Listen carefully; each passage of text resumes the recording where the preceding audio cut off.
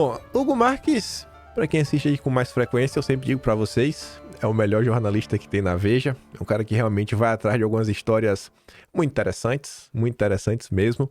É um cara que, sei lá, no passado já trouxe algumas matérias onde ele cavou no Arquivo Nacional, né, informações que estavam lá nos dossiês sobre Lula, sobre o PT, sobre o MST.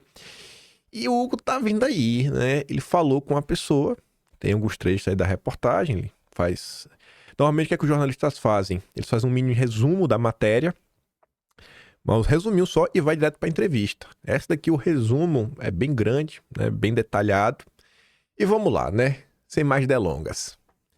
Durante o primeiro turno da campanha para a Prefeitura de São Paulo, Pablo Marçal, então candidato do PRTB, foi instado várias vezes por seus adversários a explicar as supostas ligações de dirigentes de seu partido com o primeiro comando da capital, principalmente depois que se soube que um ex-presidente da sigla, o empresário Tarcísio Escobar, havia sido indiciado pela polícia por organização criminosa.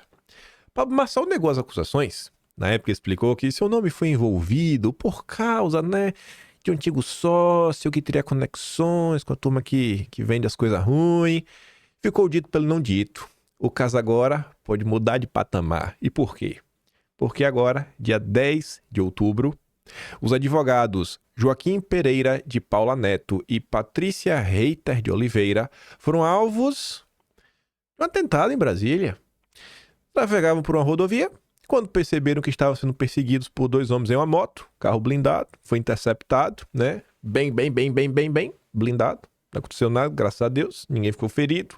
Mas a apuração sobre essa tentativa, né, de tirar a vida dessas pessoas, trouxe à tona o que até agora talvez seja o mais importante testemunho do nível de infiltração do crime organizado na política.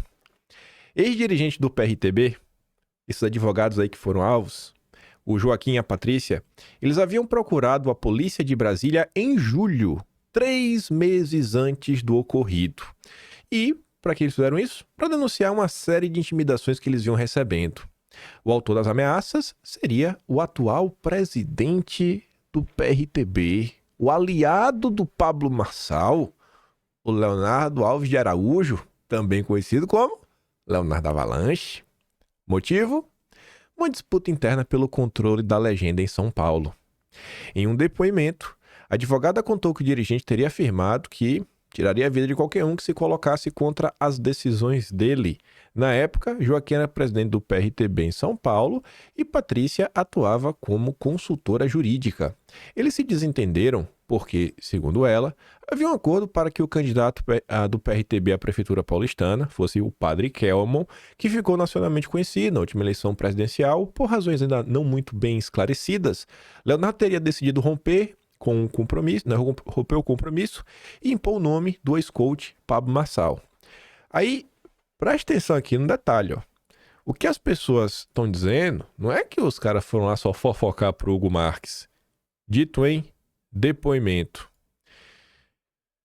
Vamos esperar a elucidação final do caso. Mas vejam que é curioso.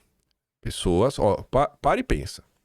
Em julho, 2 pessoas que estavam no partido foram procurar a polícia. Deram depoimento. 3 meses depois, quase bateram as botas.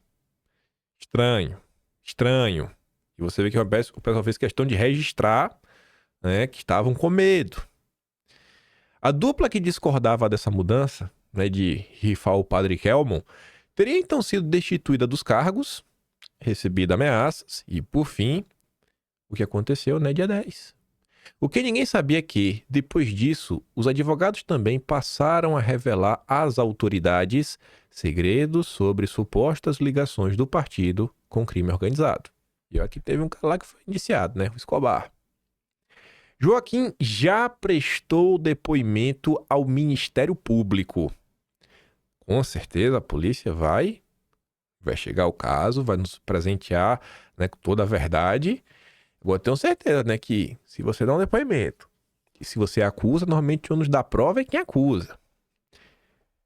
Ele contou que logo após a escolha de Marçal como candidato, e diante do ruído que isso criou na legenda, foi convidado por Leonardo Avalanche, o presidente do PRTB, e Tarcísio Escobar, o ex-presidente, para uma reunião em Arujá, no interior de São Paulo. E olha como são as coisas, ele está falando onde foi, cidade, as pessoas que estavam presentes. O cara tem uma história. A polícia vai investigar, mas o cara tem uma história. Lá armou-se algo que descreveu como uma espécie de tribunal. Homens com ferramentas teriam alertado que o casal iria deixar o partido e deveria manter silêncio sobre o que tinham testemunhado. Passei horas sendo intimidada por pessoas fortemente, com ferramentas, disse a advogada Patrícia. Os ex-dirigentes afirmaram que os participantes da reunião eram todos membros do PCC, inclusive Avalanche Escobar.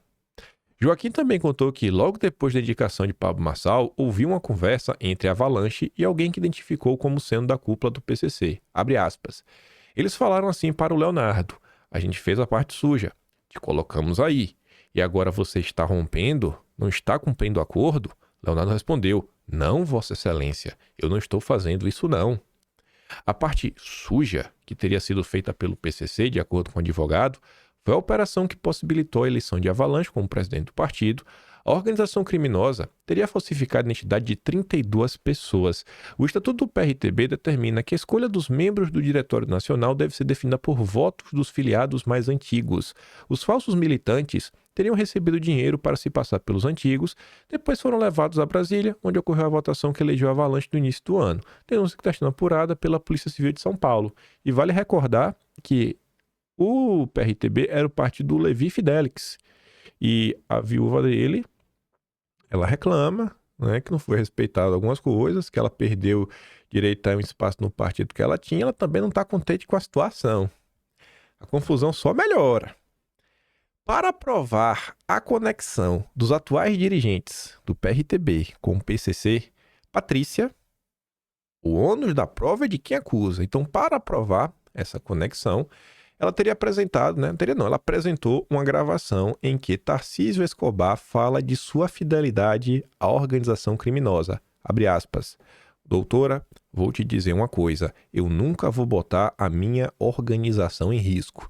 Diz a gravação exibida pela advogada, supostamente enviada pelo ex-presidente do PRTB. Abre aspas, eu tenho duas famílias, a minha e a do PCC. Então eu nunca vou jogar o nome da minha organização em risco. Em nada. Pode tentar falar à vontade, qualquer pessoa, que eu não vou colocar, eu sei muito bem o que eu tenho, o compromisso que eu tenho. Fecha aspas. O áudio está em modo acelerado e ainda não há como ter certeza de que a voz é realmente de Escobar. Então você vai ter uma perícia, a polícia vai se debruçar sobre o caso. Procurado por Veja, o ex-presidente do PRTB diz que não se lembra de ter gravado tal áudio. Ele não se lembra. Mas, ao mesmo tempo, ele não descarta a possibilidade de ter enviado a mensagem à advogada como um alerta, Pode ter sido algo assim: olha, doutora, tem que tomar cuidado, aqui, tipo, alertando, São Paulo, como que é complicado. Sabe como é o dia a dia em São Paulo, para empresário, para um político é complicado. Se tem um PCC, então piorou. Se nós não tomar cuidado, ressalta Escobar. Joaquim explicou que, ao tentar ingressar na política paulistana, lançando a candidatura de Padre Kelmon, o PCC não pretendia fraudar contratos, lavar dinheiro ou operar esquemas de corrupção, mas sim influenciar. Depois do atentado em Brasília, o ex-dirigente conta que voltou a conversar com membros do PCC para saber quem da organização teria encomendado, o serviço contra ele. E quem seriam essas pessoas? Gente muito rica. Tem uma parte administrativa e outra operacional. Resume advogado sem revelar a identidade dos criminosos com os quais manteve contato. É tudo muito estranho. Rapaz, o cara foi atrás da galerinha do primeiro comando. Falou, irmão, o que tava contra mim? Me diz aí o que armou pra mim. Rapaz, a galera tem uns contatos porreta, viu? Eu não queria esses contatos, não. Deus me livre. Pablo Marçal, que não avançou pro segundo turno, sempre falou desconhecer essas supostas ligações entre o partido e o crime. Só que o Joaquim, que sofreu aí o atentado junto com a Patrícia, ele falou que isso não é verdade. Abre aspas, o Pablo Marçal sabia de tudo. Sabia que o Tarcísio representava o PCC e que tinha 6 pessoas do PCC andando com a gente. Ih, rapaz! E ele sabia porque eu falei para o advogado dele. Ih, rapaz, o doutor Tarcísio. A reunião com ele foi um mês antes da eleição. Procurado, Pablo Marçal disse que isso é lenda. É lenda. Pronto. E o advogado dele, Tássio Renan, não se pronunciou. Leonardo Avalanche garantiu que nunca ameaçou ninguém, que supostas ligações do partido jamais existiram, não temos relação alguma com o crime organizado. Isso foi a maior fake news das eleições de 2024. Pode ser. O fato é que as autoridades têm, nesse caso, a oportunidade de esclarecer se tudo se resume a uma intriga eleitoral, que ainda não terminou, o que não parece ser o caso, ou se o crime organizado realmente conseguiu penetrar na política da maior e mais importante cidade da América Latina. Uma coisa é certa. A confusão tá grande, né? A ponto de chegar lá no carro do cara blindado, pei, rapaz, alguma coisa tá acontecendo. Tem alguma coisa acontecendo. A briga tá boa. Vamos ver. Aí, conversando com o Joaquim, Hugo Marques pergunta: qual era exatamente a sua atuação dentro da legenda? O Leonardo tinha um acordo com o Tarcísio Escobar. Ele me apresentou, o Tarcísio, como líder do PCC. Leonardo falou para mim: ele vai cuidar do partido em São Paulo. Ele é o chefe do PCC, fiz um acordo com ele. Ficamos alinhados em colocar Padre Kelman como candidato a prefeito de São Paulo. Poucos dias após Tarcísio assumir a presidência, a imprensa fez o vínculo dele com o PCC, era preciso afastá-lo. Em março, fui nomeado presidente do PRTB em São Paulo, fui uma espécie de presidente postiço até junho. O Tarcísio Escobar foi o que foi indiciado pela Polícia Civil. O senhor disse ao Ministério Público que o PCC estava por trás do partido? Eles faziam jantares lá no escritório.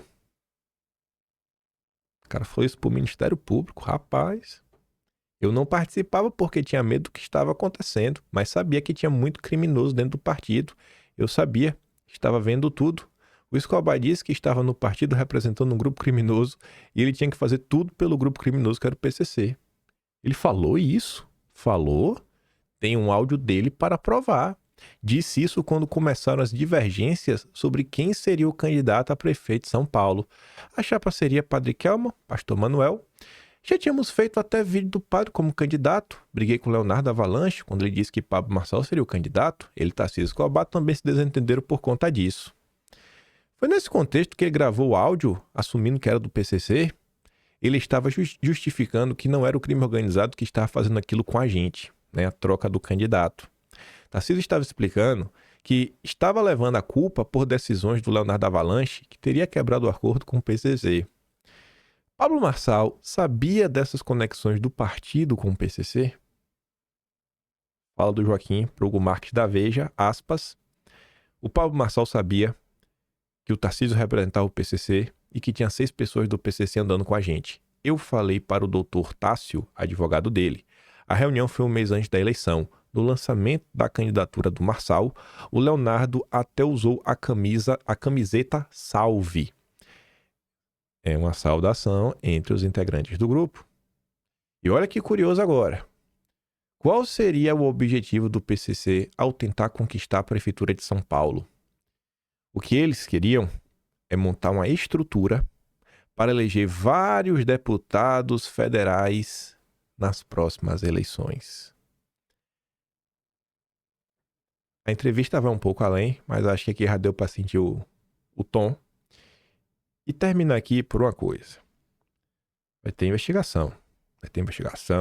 Para provar tudo o que aconteceu, deixou de acontecer.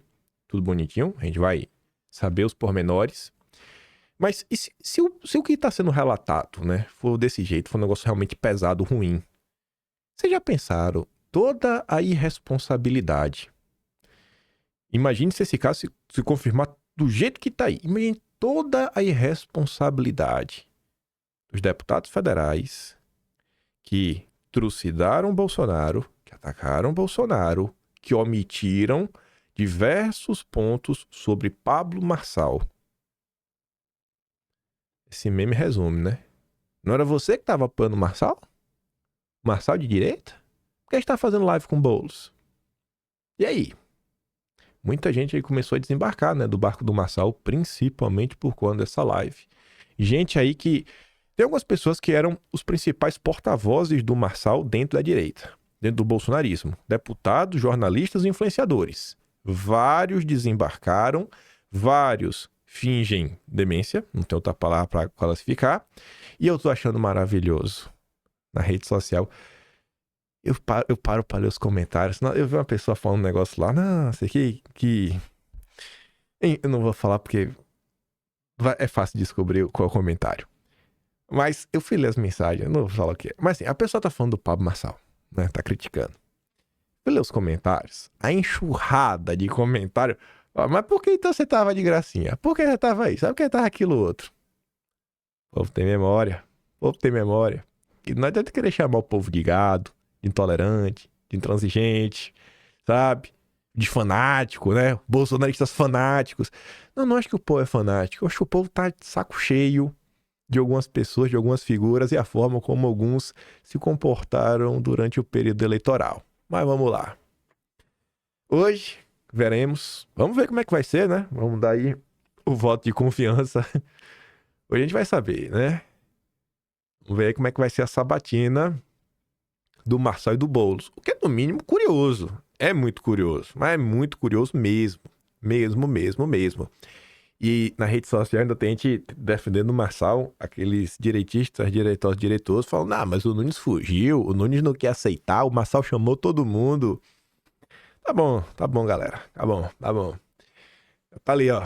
Pablo Marçal aposenta o Boulos e faz sinalização ao pessoalista.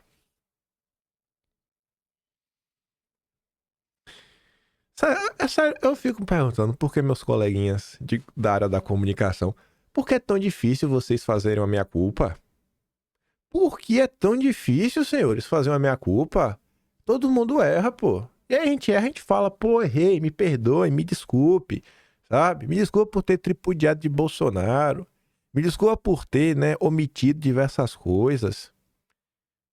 Tem uma galera aí que, ao longo do processo, fingiu que era entrevista, que eu falava, meu Deus, isso aqui é entrevista ou é, sei lá, o show da Xuxa? Tá parecendo as paquitas do Marçal. Pô, entrevista, sabatina, pô. Sabe? É um negócio que foi feio, viu? Foi feio, foi torcida. E agora tá aí, né? Filho feio ninguém quer. Filho feio ninguém quer. Como o Bolsonaro disse. 2026. Peçam pra bater foto com o Pablo Marçal. Aquela manchete foi boa. Vou relembrar dela. Chegando em 2026, a gente vai lembrar.